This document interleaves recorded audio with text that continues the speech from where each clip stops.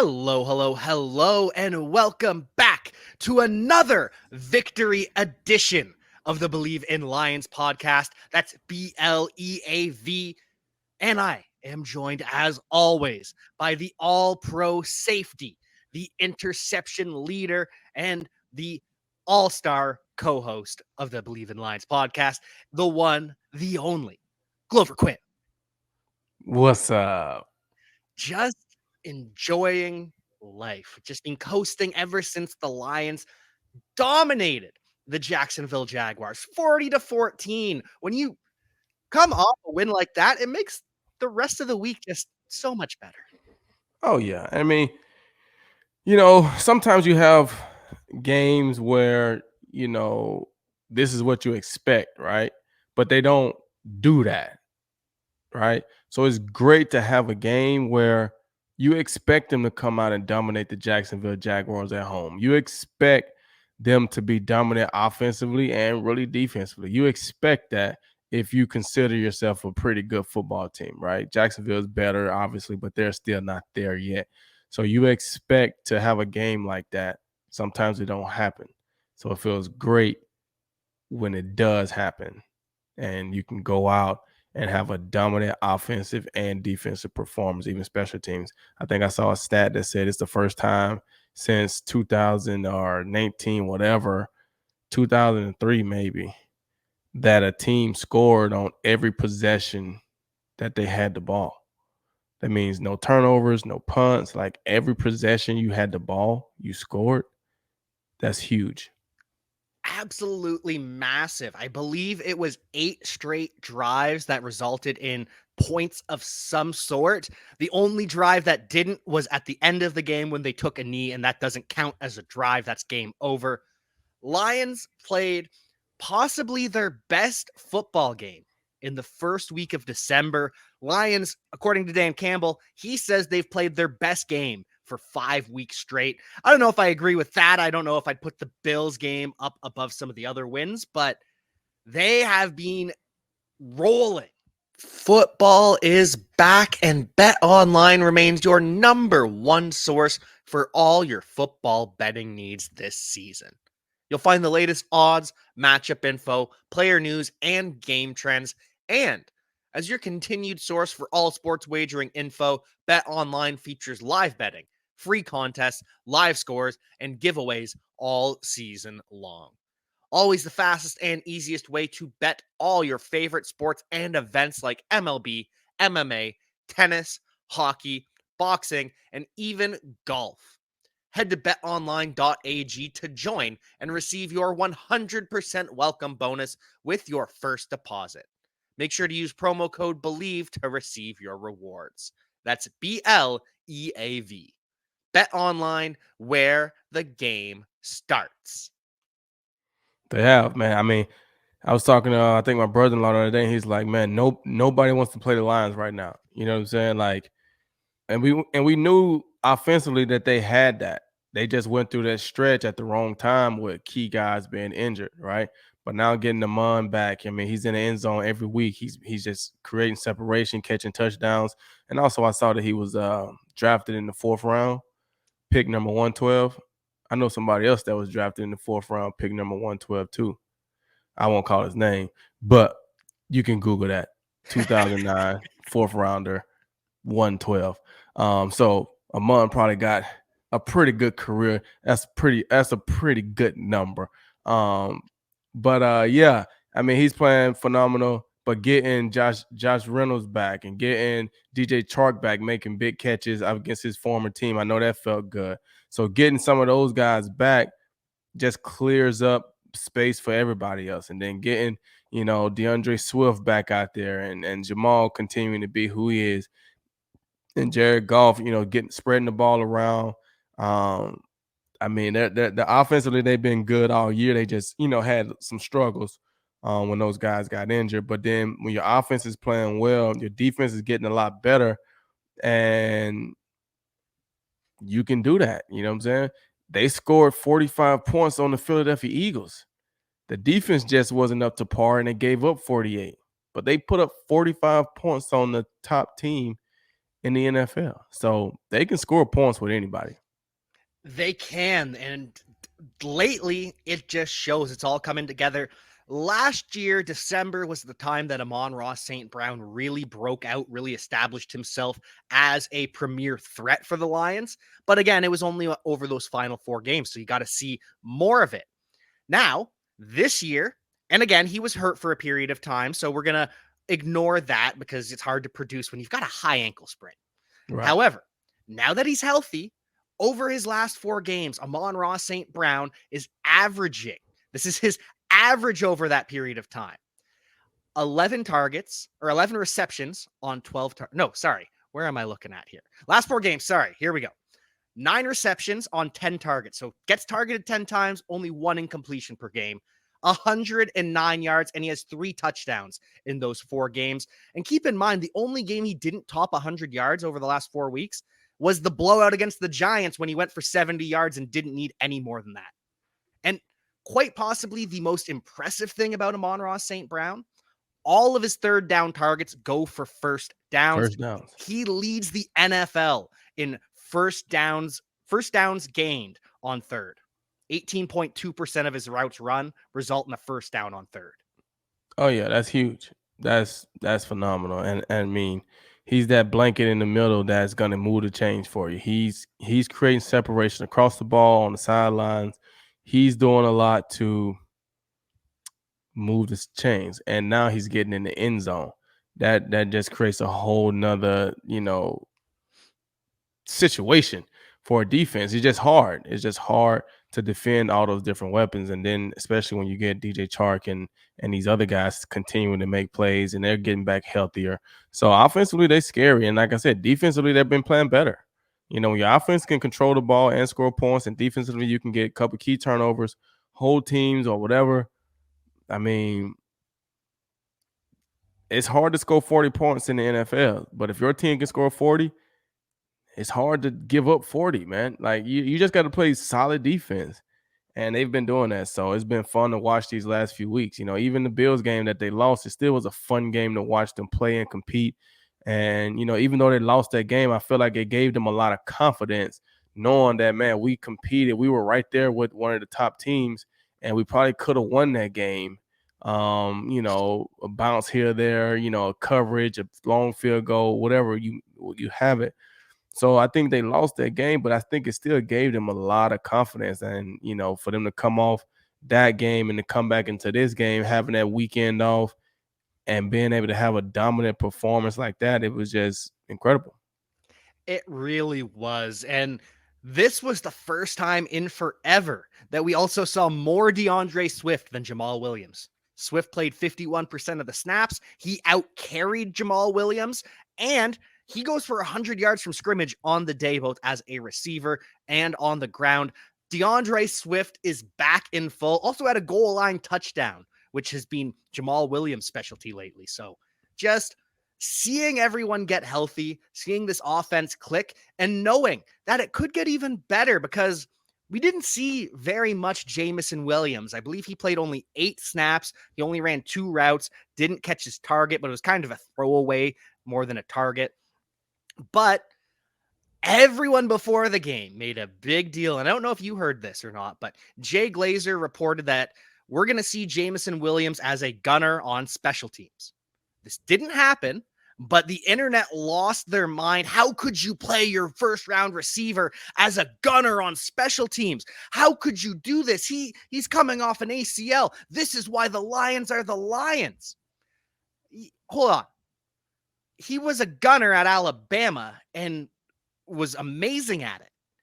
And doesn't he have to learn to get back to game speed anyway? So what's the problem here? Yeah, I wouldn't put him at gunner. No? No. Awful. I mean, that's one of the hardest positions to do in football. Coming off of ACL, I mean, as a gunner, you're running down trying to tackle the punt returner.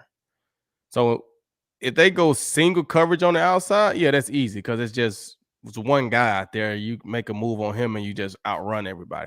But when they put 2 guys out there, and now you're trying to fight off 2 guys, you get rid of one, you got another one hitting you. coming up that ACL, you don't need to be out there gunner, boss. Don't do that. Interesting. That's good to Don't do know. that. Don't do that. No, not coming up the ACL. If he was just a rookie, yeah, put him out there gunner, let him just play and get a couple welcome into the NFLs and this and that. Coming off the ACL, no. That's interesting, and that does make a lot more sense to me because I thought I know you are a big special teams fan. You got to be able to play special teams; it's important. But the injury with the knee, I can understand that. Just maybe they're doing it in practice, and maybe that was overreacted by the media. Because would you have an issue with him being a scout team gunner in practice? Yeah, my first round draft pick coming off of ACL in week 14, he don't need to be doing no gunner stuff. Gotcha. Uh-uh. Gotcha. So Not just at this point because you're so close to the end of the season. So you don't, if he's going to get injured again, you will want that to be him running a route or him catching the pass. Like you didn't draft him in the first round to be a gunner. Let's just call it what it is, right? Even though he has that ability, it'd be different if he was the punt returner, right? But you didn't draft. You got plenty of backup corners or safeties or backup wide receivers that can run down there as a gunner. You didn't draft Jameson Williams that early. You didn't trade up to get him to have him play gunner. So I wouldn't do it in practice either, right? Because especially at this point in the season, because if something happens at this point in the season, now it goes over into next season. So you don't really want that. If he's going to go down, I will want him going down, running a route, and it just happens again. Not being a gunner. Nah. gotcha. And like I say, all because of the injury. If he was a healthy first round rookie, yeah, put him at gunner, let him get beat up a little bit, have fun, you know what I'm saying? Make him earn his stripes. I understand that. Coming off the ACL, though, I wouldn't do it. That makes a lot more sense. I can get on board with that because, yeah, we just need to see more Jameson. I want more Jameson. I know 8 routes is amazing. It's impressive, but the fan in me is just clamoring for all of the Jameson Williams. And I think that was good that they played a game like that last week. And being that they were up that much, yeah, I probably would have liked to see them, take a shot to him at some point in the game, later in the game, just to let the fans see him run and give him an opportunity to catch a pass. But at the end of the day, when you're dominating a game like that, putting him out there for 8 plays, it's week 13. These guys been playing. No, it's week 13 now. Last week was week 12, I think. I mean, these guys been playing a lot of games. They're in game shape. Their bodies are in game shape. Jameson hasn't. He's been running and working out at the facility, I'm sure, but he just hasn't been playing games. So just to put him out there a couple times, just so he just get a feel for being on the field, you know what I'm saying? But the pressure of having to go out and perform and catch 10, 12 passes and this and that, it's not there. But we're going to let you get out there and, have a little contact with somebody, go block somebody, and just kind of feel the game a little bit. And, luckily we didn't really need you this game, but we can work you back in because next week against Minnesota, we might need you. So. And next week against Minnesota is going to be interesting because I just got word about half an hour ago that the lines have dropped and the Detroit Lions are 2.5-point favorites over the Minnesota Vikings. Vegas has the Lions winning.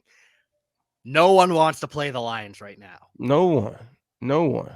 And I mean, they playing in Detroit too, huh? They went to Minnesota the first time, huh? Yep, it almost won. Yeah, the Lions always play Minnesota tough.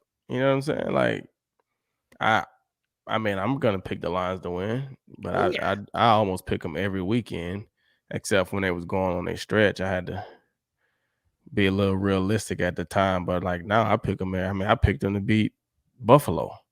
You know what I'm saying? But yeah, Vegas 2 and they give them 2.5 points. Oh yeah, got to go with the Lions. It's an exciting time to be a Detroit Lions fan. And I think they're going to get in the playoffs, man. I've been saying it. They win Sunday, they're going to get in. If they win. Because like we were talking about last time, the race to 9? I think it's going to be very difficult for the Giants to get to 9. I think it's going to be very difficult for the Commanders to get to 9. That tie did not help them. In that scenario, that tie did not help them, in my opinion. Because now I think the Commanders got 4 out of their 5 or tough games, maybe. I think the Giants got to play the Eagles twice. You know what I'm saying? Like, yeah, you may catch the Eagles in week 17 or 18 and they don't need the game, and you may sneak. But for the most part, the Giants and the Commanders got a tough last 4 games. And then the Seahawks, but the Lions ain't really worried about the Seahawks in a sense. They trying to get to 9 over the Giants and the Commanders and use the tiebreaker. And there's a chance that the Lions could even get above 9 if they beat Minnesota. If they win out, they're a 10-win team. And we talked about it last week. The Giants had to go 3-2, and the Commanders had to go 3-3, I believe, is how we were looking at it. Maybe it was flip-flop, but either way, that tie adds another win they have to get to that 10 win. Now they have to win 4 games, right, for both of them. Yeah, I don't see that happening. Especially when they got to play each other. They got to play each other. I don't see one of them not going to get to 10, and then the other, neither one of them is going to get to 10. I'm just going to say that right now. Neither one of those teams are going to get to 10. If the Lions get to 10, they're definitely in. If they get to 9, I think they get in as well. I'm starting to think so. I'm not starting to. I've been saying it for weeks, but I'm starting to get even more confident. It is starting to seem like the Lions are destined for the playoffs. And the best part, they're going to be facing, unless something crazy happens and Minnesota blows it, they're going to be facing the Vikings in the first round. Mm-hmm. And Minnesota could blow it because, I mean, Dallas is right there. Dallas has to get over the Eagles, though.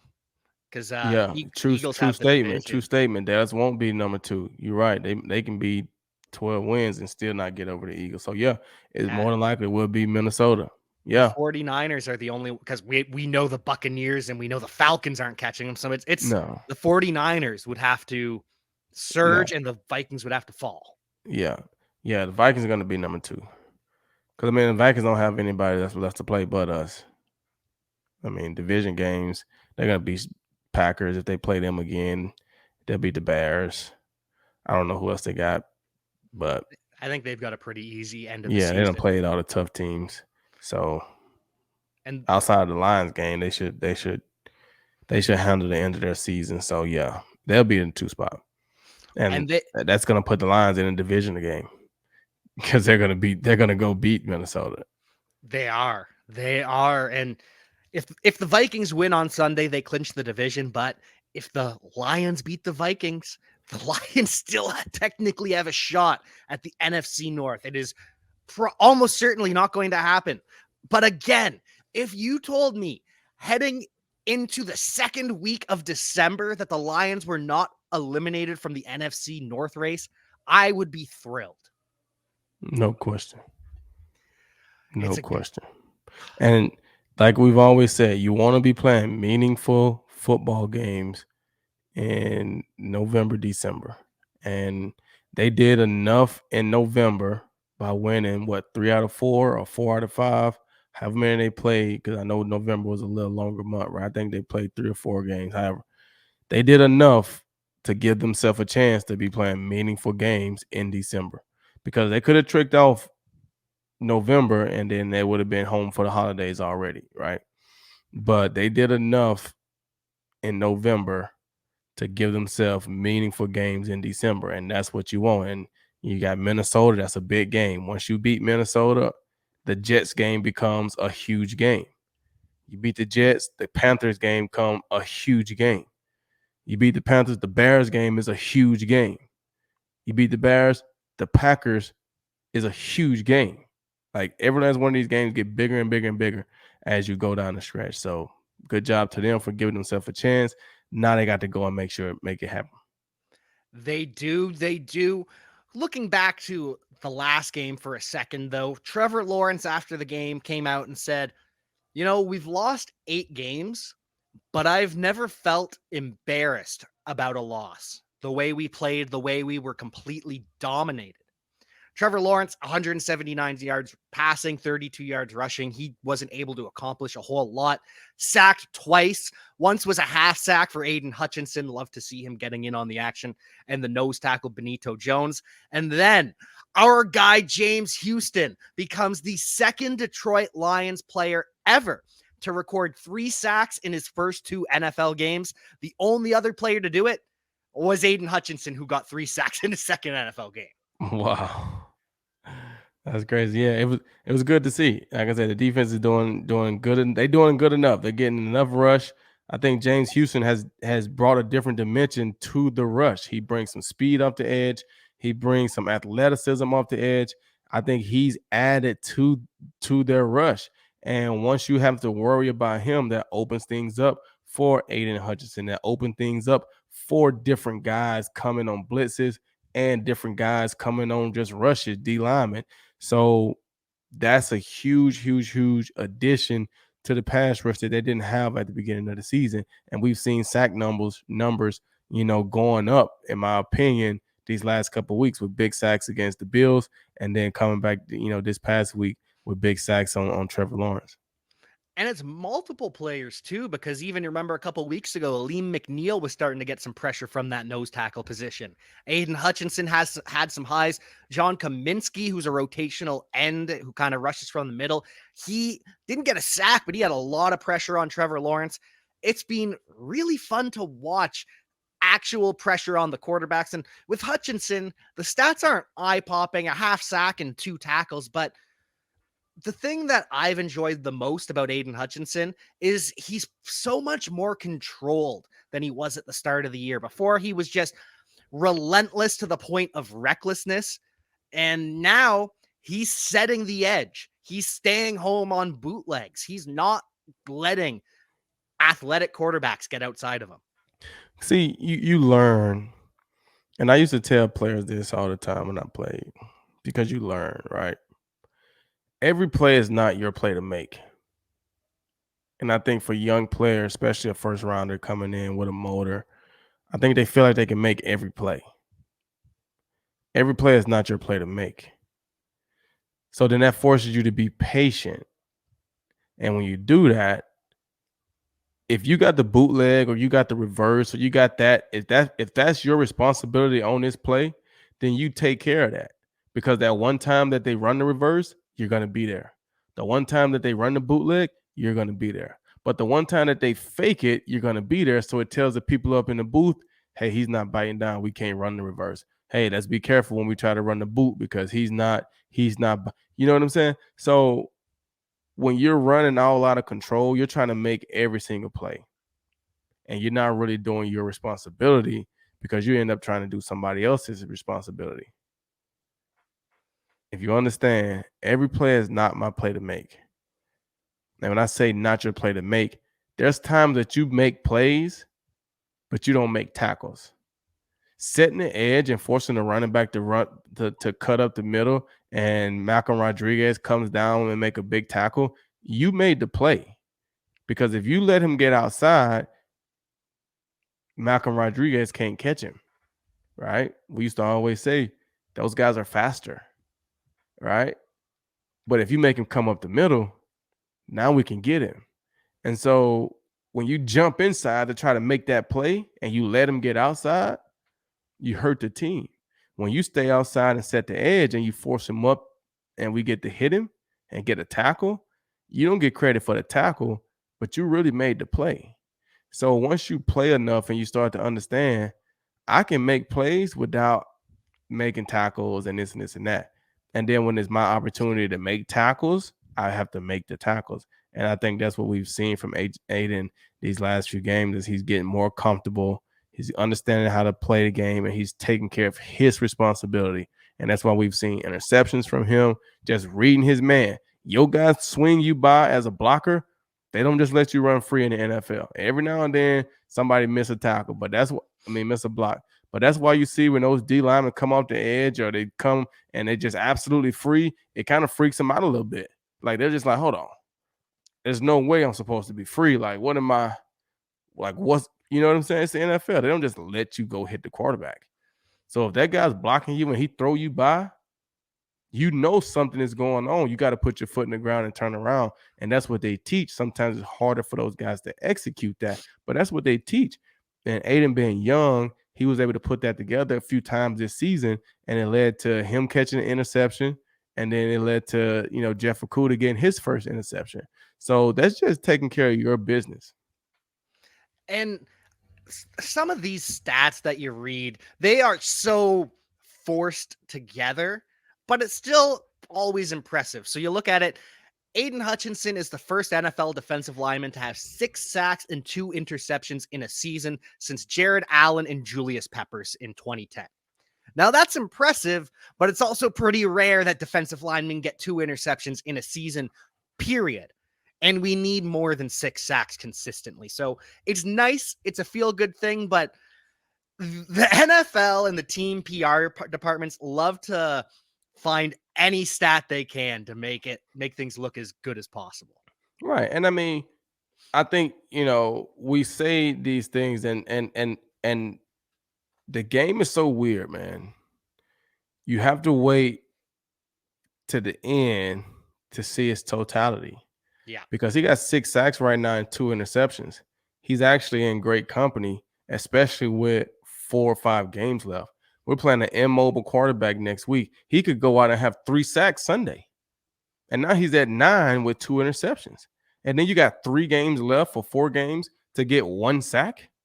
Now you in double, you know what I'm saying? Like he has 6 sacks. But like I say, we playing Kirk Cousins one game.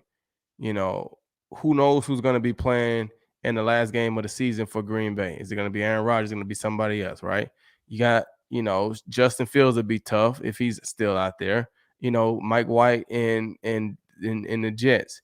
He's a sackable quarterback. You look at Sam Darnold in Carolina. Like he's going to play 3 games back to back with very high, could be sackable quarterbacks. And I mean, he could go 4 or 5 sacks in the next 3 games, and you're looking at 11 sacks. He'd end up in the Pro Bowl. It could happen. It could happen like that. I mean, you look at the first game, he had 0. He come back week 2, he got 3. Yeah. Oh, you're getting me excited, Glover. I'm just saying. Real excited. You just got to look at the totality of it. Right now, it may not look like this and this and that. He only got 6 sacks, but man, it only takes 1 game, and you got 9. You look up at the end of the season, Aidan had 12 sacks and 2 interceptions, 2 forced fumbles, a fumble. Like, man, he had a solid year. When you're seeing it week to week, week in and week out, sometimes it may feel like, because it's inconsistent, right? You go 0 sacks, then 3 sacks, then nothing, then 1. Then so it's not a consistent every week he's making a sack or every week he's making a play or this and that. He'll go a few games without an impact play, but then he'll go on a 3-game stretch where he has a bunch of impact plays, right? So we just got to look at it at the end of the season, man. It's going to be a fun journey to the end of the season. Last kind of subject I wanted to touch on was the wide receivers of the Jaguars versus the Lions defensive backs, because Mike Hughes, who had a great game against the Buffalo Bills, really did a good job on Stephon Diggs. He wasn't covering Diggs on that play to end the game, which was unfortunate, but had a really good game. This week, he was not in the game plan at all. Instead, they went with Jeff Okudah and Jerry Jacobs, the second year out of Arkansas State. But it almost feels as though it's a week-to-week evolving strategy for the Lions in the secondary, where it's so much more matchup-based than we saw at the start of the year, where it was just, Amani, you're here. Jeff, you're here. Yeah, I mean, that's really how it is. With Jeff coming back, now you got your starter, you got your number 1 cornerback. And so now it's about, okay, what are our matchups? What does it look like? Especially if guys are what and what. These guys are kind of the same, or they're totally different. This guy does better with smaller shifter receivers. This guy does better with some of the bigger guys. So just all depends on what the game plan was. And It sucks that you're in that situation where your role varies based on game plan, right? You want to be one of those guys that doesn't matter. I'm out there, right? But sometimes it be like that, and that means you got good guys that can play, um, and just keeps you going week in and week out. You got to go out and earn it every day, and But I think the line secondary has been playing a lot better, and we don't give up big passes and things like that. You give yourself a chance. They do, and they really have. They've really tightened it up. There's so much more competition than at the start of the year. Remember, it was Amani is one, Jeff and Will, you're fighting for two. And everyone else, you're just all backups. Now it's Yeah. like Jerry Jacobs is in the lineup, Mike Hughes is in, Will Harris is in the slot, but almost a little concerning because this is the third week in a row where we've been vulnerable to the slot. Christian Kirk, he goes for over 100 yards. He's 58% of the passing game. And it wasn't a big deal against the Giants that we gave up a bunch of yards to the slot receiver because it was just dinks and dunks. But then against the Bills, it really reared its ugly head when Stephon Diggs took that 40-yarder from the slot. Then again, this week, it's not that big of a deal because the Lions were so dominant, but it just has me thinking just a little bit. Yeah, you need good play on the inside. And I would say this, the thing that probably hurt with Buffalo is they had two guys, right? They got Gabe Davis that you got to worry about. They had Isaiah McKenzie, and then they had Stephon Diggs, right? So that's where you kind of run into problems. Like when you look at the Giants, you look at the Jaguars, Christian Kirk going for however many yards he went for. I mean, I don't even know if Marvin Jones had a catch. He You know what had I'm saying? 17 yards on one reception. Yeah. I can't think of another receiver. I mean, Zay Jones dropped two passes, and you know, you look back at the Giants, you know, the guy I can't remember Wan'Dale Robinson. Wandale Robinson had a couple plays, but who else did anything? So if Yeah. you can go into a game and say, okay, well, that slot guy is going to catch, a few passes and have, 75 to 110 yards, but nobody else is really going to do anything. I mean, you see Trevor Lawrence had 170 yards passing. You know what I'm saying? So Yeah. I don't think that scares you as much, but it scares you when they got guys on the outside that can make plays as well, right? So when you played against Minnesota, they had guys on the outside that can make plays. Stephon Diggs, Gabe Davis. So then we got exploited a couple of times in the slot with Isaiah McKenzie running across field, catching a touchdown, and then obviously at the end of the game with Stephon Diggs. So when they got multiple receivers, the glare in the middle shows up. When they don't have that many guys on the outside that can hurt you, then we can survive with those 80, 90 yards from the slot. But you can't survive with those 80, 90 from the slot when you got guys on the outside giving you another 110, 115, or just creating that pressure. That's difficult to defend. And that's what's going to be so pivotal this coming weekend against the Minnesota Vikings is Justin Jefferson, Adam Thielen, KJ Osborne. They can all mix and match. They can all play X. They can all play Z. They can all play slot. They can do whatever you want. But that's what's going to make it so pivotal is can we shut down Justin Jefferson and Adam Thielen and just rely on KJ Osborne? But then there's also the TJ Hawkinson question that's going to be glaring this coming weekend. Yeah. And I mean, you know, like I said, unless it was bad blood between those guys, I don't think it'd be that bad of a thing. No. He played there. He'll be happy to see his buddies and stuff like that. Now, if it was bad blood between the coaching staff and him, or they just didn't like him, maybe they were real with him. Because at that point in the season, the Lions wasn't 5-7. You know what I'm saying? They were probably 2-7 or 2-6. You know what I'm saying? At that point in the season, so they may have kept it real with him and told him like, "Hey, this is kind of where we are. We want to we want to keep you here, but we know that we're not going to be able to pay you, and rather just let you leave in free agency. We'd rather get something for you and be able to put you in a trade." Maybe they kept it real with him, and it wasn't bad blood, and he maybe understood it and was like, "Okay, I understand, and it's just part of it."